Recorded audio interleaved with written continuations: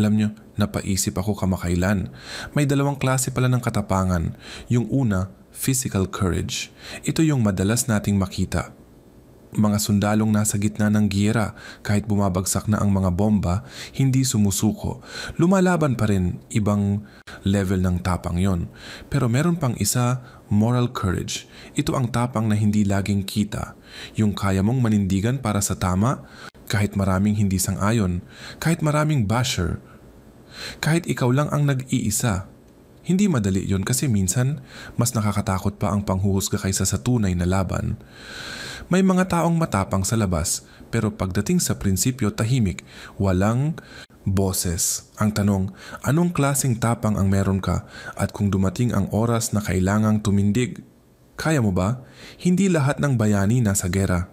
Minsan, ang tunay na bayani, tahimik lang pero matatag sa paninindigan.